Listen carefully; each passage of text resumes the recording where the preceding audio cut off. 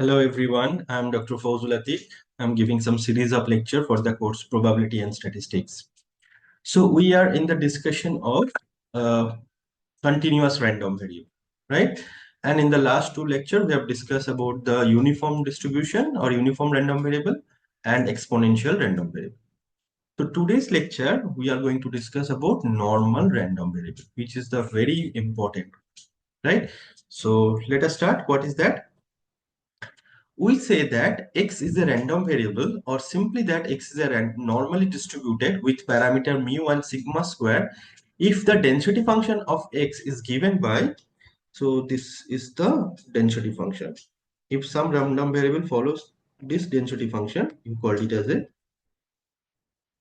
normal random variable. Integration 1 by root over of 2 pi into sigma e to the power minus x minus mu whole square divided by 2 sigma square, and it is for all x in the real number, right?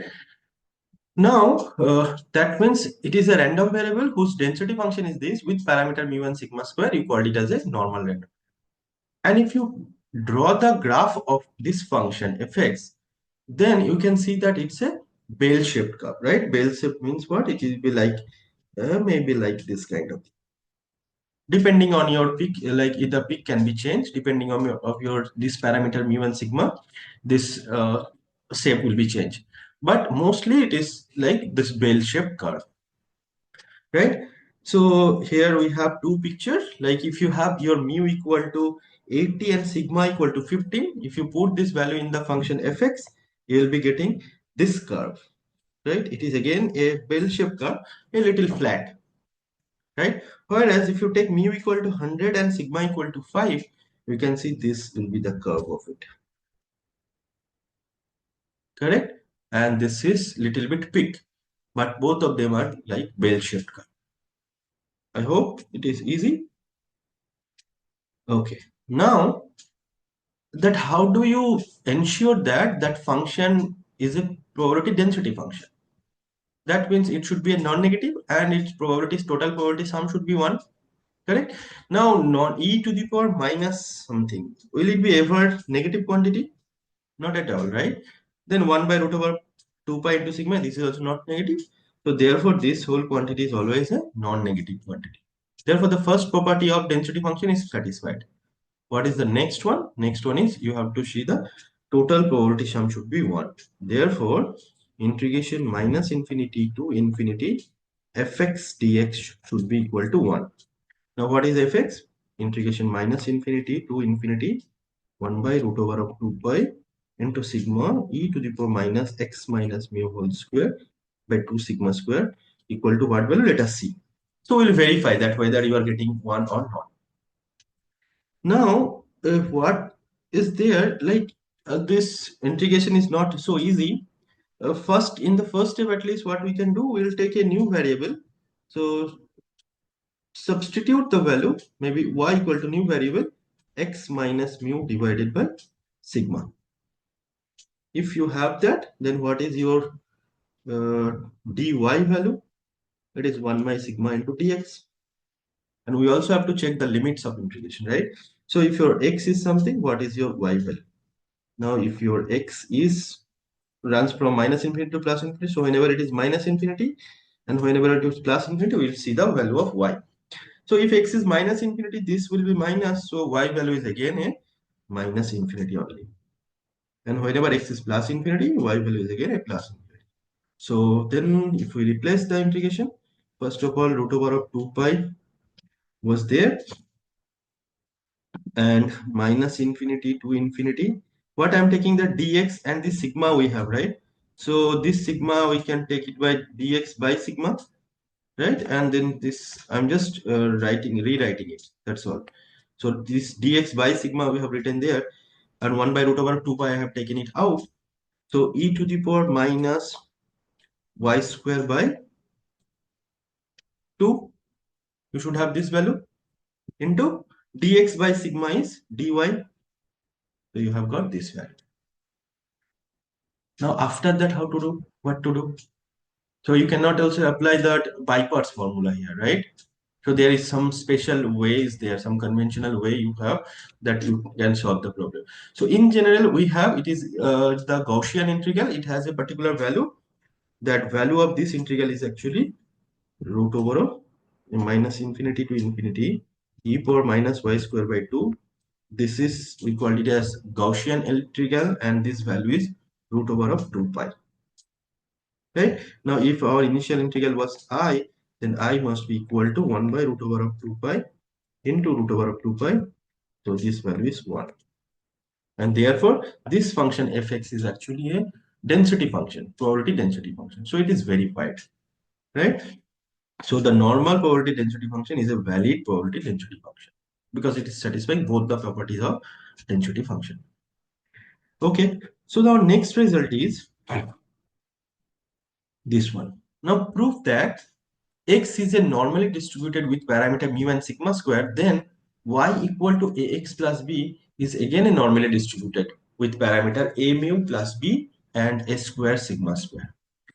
Now this one, to prove this result, we will take the help of the cumulative distribution function, right? So y equal to ax plus b, we will first see the its cumulative distribution function. According to the definition of that, if y of x is what, that means cumulative distribution function of y is what the definition says, it is probability of what, y must be less or equal to small x. This is the definition, right? Now what is the y value? Y is ax plus b, that should be less or equal to x. And then if you just simplify and just write in terms of x, it is actually x must be less or equal to small x minus b divided by a. Correct? Now, what is that? This is the, again, density function value at a particular value x minus b by a. So it is the cumulative distribution functions and value at x minus b divided by a according to the definition. Right? Now we all know that cumulative distribution function is what? It is the like antiderivative, right? So therefore, we know that the probability density function of y is actually equal to, if you just do the derivative of cumulative distribution function, you will be getting the density function. So according to that definition, this ddx of fy of x, but this value we have calculated as this one, so we can take it as ddx of fx of x minus b by a. Now if you do the derivative, we know that it will be 1 by a into f dash of x minus b by a. But this f dash of x of x minus b by a is what? It is the density function that the particular value x minus b by a. So we can say that fx of x minus b divided by a. Right? So 1 by a into fx of x minus b by a. And therefore, but we know the probability density function for the random variable x. So we can put that value. So therefore, we can get that fy of x is equal to 1 by a times fx of that.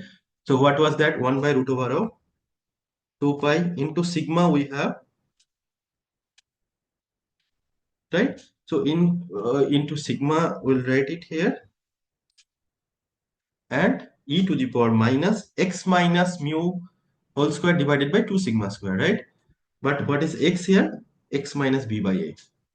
So e to the power x minus b by a minus mu whole square divided by 2 sigma square, because we know that x is a normal random variable with parameter mu and sigma. So probability density function at the point x minus b by a should be this value. Now if you just simplify it, we should be getting it 2 pi into a sigma e to the power minus, if you do that, x minus b, like, or I may say that a mu plus b, this is whole square divided by 2 into a square sigma square, right? So what we have seen basically, so this is 1 by root over of 2 pi into a sigma into x minus a mu plus b whole square divided by 2 a sigma whole square. What does it mean? Is it not looking like the normal distribution density function? And therefore, we can claim that with parameter a mu plus b and a square sigma square. So therefore, y is a normal distribution, normally distributed random variable with parameter a mu plus b and a square sigma square. Right? I hope it is clear. So if we have x is normally distributed with parameter mu and sigma square, then y equal to ax plus b is normally distributed with parameter a mu plus b and a square sigma square. Okay, now this was what we have done, and then we can apply this result to see another result. Now what it says that if x is a x be normally distributed with parameter mu and sigma square, and let z equal to x minus mu by sigma. Now z equal to x minus mu by sigma. So I can write this as 1 by sigma into x minus mu by sigma. Right? So is it not of the form of ax plus b? It is of the form of ax plus b, right? Whereas a equal to 1 by sigma and b equal to mu by sigma. Now your x was a normally distributed with parameter mu and sigma square. Then z is a normally distributed with parameter what? We have already done a mu plus b, right? So a mu plus b is equal to what? A is what? So a is equal to 1 by sigma. So mu by sigma minus b is mu by sigma. So this is 0. So a mu plus b is 0. And with another parameter is mu a square sigma square. What is that? A square sigma square is what? So a square and sigma square is actually 1 by sigma square into sigma square, which is 1. And therefore we got z equal to mu minus, sorry, x minus. Z equal to x minus mu divided by sigma is a normally distributed with parameter 0 and 1. How we got it? With the help of the previous result. So such a random variable, now this is a special kind of a normal distribution, right? We called it as a standard normal or unit normal random variable. So this z, if you have x is a normally distributed with parameter mu and sigma square, then this z, this transformation z equal to mu minus x minus mu by sigma is a normally distributed with parameters 0 and 1, which we called it as standard normal random variable or unit normal random variable, which is very, very important. We'll show you how where you can use this one. Okay. So we have discussed up to that. Now for each random variable, we have whenever we have seen that it's a whether it is discrete type or continuous type, we always find it's what is the expectation value and what is its variance, right? So we'll do the same thing for this one as well, that normal random variable as well. So what we will do, because x is a normal random variable with parameter mu and sigma square, what basically we'll do, first we'll transfer this x to the z, which is x minus mu by sigma, right? And then we'll find its expectation and variance. Now for z, now z is what? Z is a, we have proved that it is a normally distributed with parameters 0 and 1, right? So what is the probability density function of z? So then we will have probability density function of z equal to 1 by root over of 2 pi into sigma is 1, right? E to the power minus x minus mu whole square, but x minus 0 square, that means x square by 2 sigma square, but sigma is 1, so therefore this. Whenever minus infinity less than x less than infinity. Now what is the expectation of z then? So expectation of z is equal to, according to the definition, it is minus infinity to infinity x fz x dx. But what is fzx? Into 1 by root over of 2 pi e power minus x square by 2 into dx. Now we can do this integration. This is a very easy integration. 1 by root over of 2 pi I can take. and minus infinity to infinity. If d of x square by 2 if I take, so one minus sign I have to take, and can I write this e power minus x square by 2 into d of minus x square by 2? Can I write that? Because d of minus x square by 2 is minus d of x. So minus I have taken it out, so I can write that. Now this integration is again easy. So minus 1 by root over of 2 pi, and this integration value is e power minus x square by 2, and integration is from minus infinity to plus infinity. But if you put the limit value, e power minus infinity gives you 0 in both upper limit and lower limit, both the cases it is e to the power 0 minus infinity, which gives you 0. Therefore this value is actually 0, right? So expectation of z is actually 0. Now how to calculate the variance then? So the variance calculation, what we will do, e of z square we have to calculate, right? So in that case what we will do, I'll do it in somewhere some free space. So e of z square will do. What to do? So e of z square, how to do it? Okay. To calculate the variance, I need to find first e of z square. And this is uh, what we will do? 1 by root over of 2 pi minus infinity to infinity x square e to the power minus x square by 2 into dx. Now what we have to do? We have to do the integration by parts to solve this integral. Right? So you take x as a first function and x into e power minus x square by 2, take it as a second function. So instead of writing this, can I write that? I'm just writing it as this x square, I'm writing it as x into x e power minus x. So take this is as first part and this is as second part. Now you do the integration by parts. What will happen? So this value is equal to 1 by root over of 2 pi, you take it out, then x into integration of x e power minus x square by 2. We have already done. It is minus of e to the power minus x square by 2. And limit is from minus infinity to plus infinity.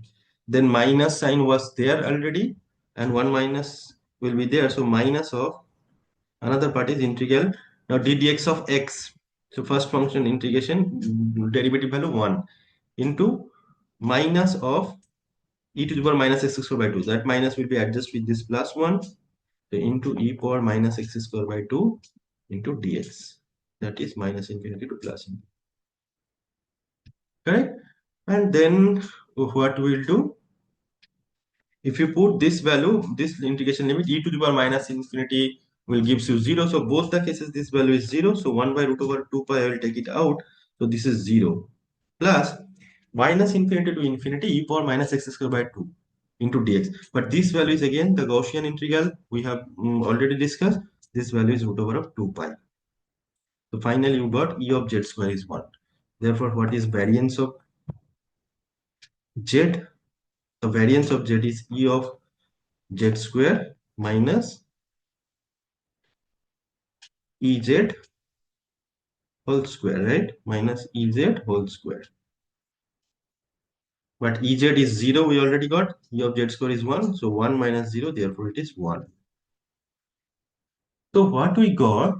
We got the value, the expectation of the variable z, which is x minus mu by sigma. It is 0 and variance is 1. Correct? Now what was our actual function? It was x is equal to uh, az plus mu, because why it is that z equal to x minus mu by a, so x is that. Now our ultimate aim is to find the expectation and variance for this variable. So we calculate the expectation and variance of z, which is x minus mu by a, right? And we got that expectation of z is 0 and variance of z is 1. Now what is the expectation of this? So expectation is a linear function, so we can get a into expectation of z plus mu. But expectation of z is 0, so this value is actually mu. What is the variance of x? variance of x is equal to variance of az plus mu, az plus mu. But we know that variance, if we have, that will give you a square into variance of z, right? Okay, that is it's actually not az, it is sigma z, right? It is sigma z. So sigma square into variance of z, but variance of z we got it 1. So therefore this value is sigma square. So finally what we got? We got the expectation of the random variable x, which is the normal random variable with parameter mu and sigma square. Its expectation is mu and its variance is sigma square. Clear? So we got the expectation and variance of this one. So finally we got expectation of x is mu and variance of x is sigma square. This is mu and this is sigma square. I hope it is clear. Okay, so the whole calculation, whatever we have discussed, it is also written here. You may take the snap of it. If you have missed something, then you can take the variance calculation. And we have proved that expectation of x is mu and variance of x is sigma square. I hope this is clear. Okay. Yeah, okay. Now we'll move to the another few more things.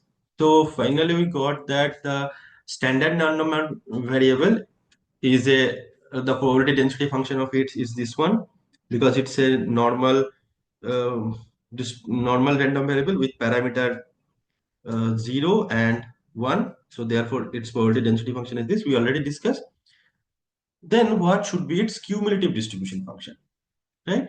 So according to the definition, we know that cumulative distribution function is between minus infinity to some particular value, maybe z or x, right? Now for normal random variable, the cumulative distribution function, especially for the standard normal random variable, this is actually a very special one.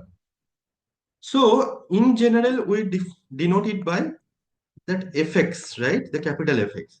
And maybe to specify this, that it is the cumulative distribution for the random variable x, we may denote it by that. But as we have seen that the standard normal variable or the unique normal variable, which is a normal variable with parameters 0 and 1, it's actually a very special one. So we customarily denote it by this phi of z. Correct? This phi of z. So it is the same thing. So this is actually is equal to probability of z must be less or equal to small z. This is actually the small z value. So we denote the cumulative distribution function of the standard normal variable as phi of z. And then according to the definition, that should be equal to probability of z less or equal to z. So which is its density function 1 by root over 2 pi minus infinity to z e power minus x square by 2 into dx. This is a very, very special one. Right? Now we have some result related to this one, cumulative distribution function. If you have now all this theory, why we are learning, because we'll show you that all these things are actually needed to solve some example, right? To the real life example. What will happen? So one more result, phi of minus x is equal to 1 minus phi of x. What is this phi? Phi is the cumulative distribution function for the standard normal variable. But this can be easily proved. I am not writing the proof. I'll just show you that phi of minus x is equal to, just we can put the definition. It is, we have done this one now, or maybe I'll do it 1 second. How much time it will take? So phi of minus x is what? According to the definition, it is root over of 2 pi minus infinity to minus x e power minus x square by 2 into dx. We can easily write that. Now you change the variable by, take u is equal to minus of x. Then what will happen? du equal to minus dx, and we'll change the limit also. If x is something, then what is the value of y? So whenever x is minus infinity, what is the value of u? And whenever x is minus x, what is the value of u? So whenever x is minus infinity, or maybe okay. Whenever x is minus infinity, then u is actually plus infinity. And whenever x is minus x, u must be plus x. right? And then we can write dx is equal to minus du. So with minus I have taken it out. Root over of 2 pi minus infinity will become plus infinity. Minus x will become plus x e to the power minus u square by 2 du after changing it.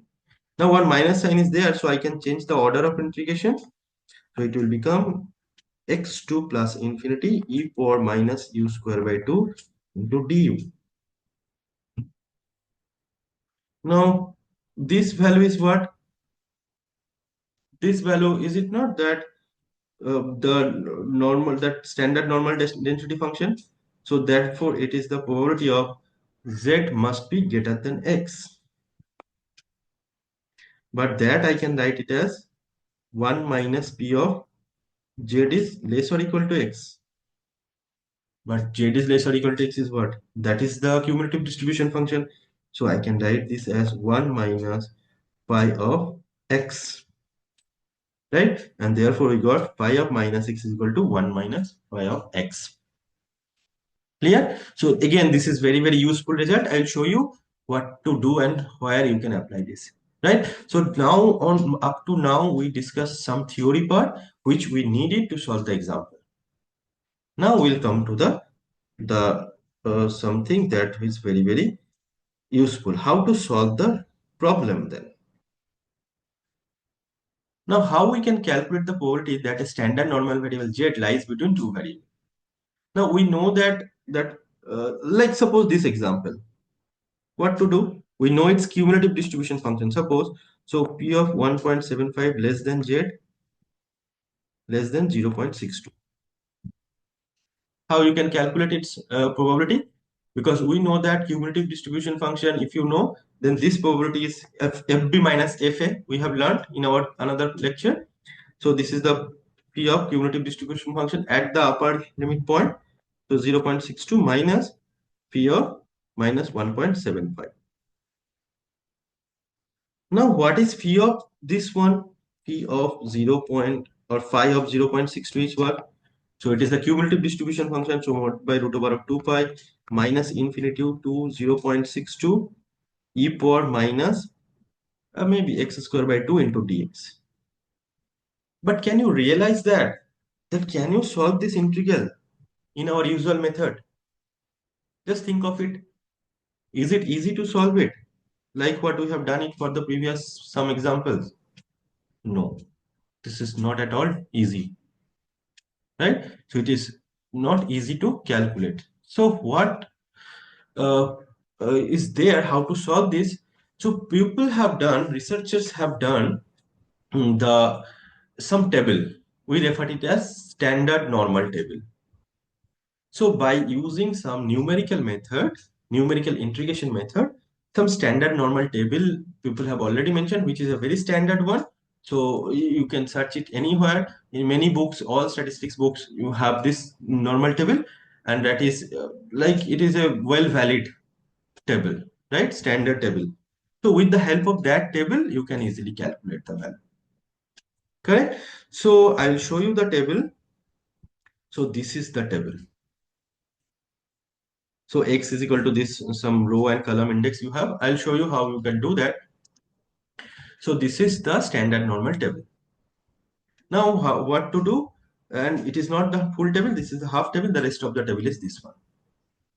Now phi of this value we need to calculate. Now phi of 0.62. So from the table you can actually calculate. What to do? 0.62. So 0.6 is here and 0.02 is here. So if we together 0.62 should be getting this part and this part. So therefore this value is the 0.62 value.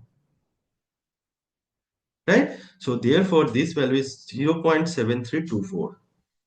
Therefore this value is actually 0.7324 by using the standard normal table. So this is very standard and we can use that. So although we cannot solve the integral easily, but we have the table. We can easily use that, right? So this part is done. Now what about this next part? Phi of minus 1.7.5. So we have seen in the table nowhere negative point was there. So how to get this value? But we know this formula also, we have calculated. Why don't we apply that? So this one is actually 1 minus phi of 1.75. Now this one, how can you calculate? Again, we can use the standard normal table to get that value. So 1.75, right? So how to get that 1.75? So 1 point up to 1.6, we have this one 1.7. So 1.7 is here and 0.5 is here. So 1.75 is actually this value. So 0.9599. So this value is 1 minus 0.95, and then what was that? 9599. So in this way we can calculate the value, right? So it's very easy. And one more thing to discuss, that if we have, now we discuss about how to find the probability for the case of a normal distribution, but for the standard normal distribution. But what will happen? How to find the probability for the normal distribution with parameter mu and sigma square? How to get that result? So what we'll do, we'll simply make that this transformation, right? So where suppose I have this value, right? I need to calculate that p of maybe a less or equal to b. Suppose I need to calculate, or c less or equal to x less or equal to d. Suppose I need to calculate e less than x less than d, right? So probability of the normal distribution, normal random variable with parameter mu and sigma square. So what we can do, we'll do this transformation. This is equal to, because we know that z equal to x minus mu by sigma is the standard normal, and its probability we know. So what we'll do, we'll do this transformation. This divided by sigma is less than, suppose it is less or equal to, nothing, no problem is there, whether equality is there or not. So we'll do this transformation, and this is d minus mu by sigma. Right? Now this is what standard normal. So therefore P of C minus mu by sigma less or equal to Z less or equal to D minus mu by sigma. But it is now standard normal one. How to find its probability? We know this is phi of C minus mu by sigma minus phi of, sorry, D minus mu by sigma minus phi of C minus mu by sigma. So you can do in that way, correct? So now I'll give you one example and let's see how to solve it. So probability of, let's suppose x is a normal random variable with parameter mu equal to 3 and sigma square equal to 9. You have to find the probability of this value. How to do that? Easy problem. Once you know the standard one, we can easily do it. So P of 2 less than x less than 5. Now I mentioned already that whether less or equal to is there or not, in case of a continuous random variable, this does not matter, right? So what we'll do, P of, we'll do the transformation, 2 minus mu divided by sigma. Now mu is 3, right? 2 minus 3 divided by sigma is again 3. So 2 minus 3 by this less than x minus 3 by 3 less than 5 minus 3 by 3. Correct? And then that means what? Probability of minus 1 by 3 less than z less than 2 by 3. So its value is what? P of 2 by 3 or phi of 2 by 3 minus phi of minus 1 by 3. But phi of 2 by 3 minus 1 plus phi of 1 by 3. Because negative quantity we don't have the value. Now we need to get the calculation of this value. Now phi of 2 by 3 is what? 0.67. Right? If the round off, if you do 0.67. So 0.67, how to get the value? Again, we'll see the standard normal table. Like what I mean, this is actually phi of 0.67, right? If you do round up to 2 decimal places, minus 1 plus phi of 1 by 3 is what? 0.33. So I need to get this value and this value. Phi of 0.67 is what? 0.67. So 6 was here and 7 was where? There. Therefore, applying this one, we get this value. 0.67 is 0.7486. And 0.33 is what? 3 is here. This one is here. Therefore, 0.33 is 0.6293. Correct? So if I put that value, we will be getting this value is actually equal to, so 0.67 we calculated as 0.7486 minus 1 plus p of this value is 0.6293 by using the standard normal table, and we got this value is 0.3779. Done. Now next is we have to get this probability. These are again the similar kind of problem. P of x greater than 0. How to calculate this value? So B part is P of x is greater than 0. How to do? Same transformation we will do, or maybe I'll show you the solution here. P of x greater than 0. Then we'll do the mu x minus 3 by 3 greater than 0 minus 3 by 3. So z is greater than minus 1. So 1 minus this value, but z less equal to minus 1 is the phi of minus 1, right? 1 minus this. So we can easily calculate the value using the standard normal table, and we'll get this value is actually, this is actually equal to. So 1 minus phi of minus 1, but this value is phi of 1, but phi of 1 we can get it again from the standard normal table, we can get this value. I hope it is understandable, all of you understood. And then we have another part, you can just look at the solution. If needed, I'll discuss in some other lectures. Right? I hope you understand. I will try to make some more videos related to the problem of normal distribution. Right? I hope you like the video. Thank you very much. You can write your feedback. So most of the content I have taken from these references. We'll meet in the next video.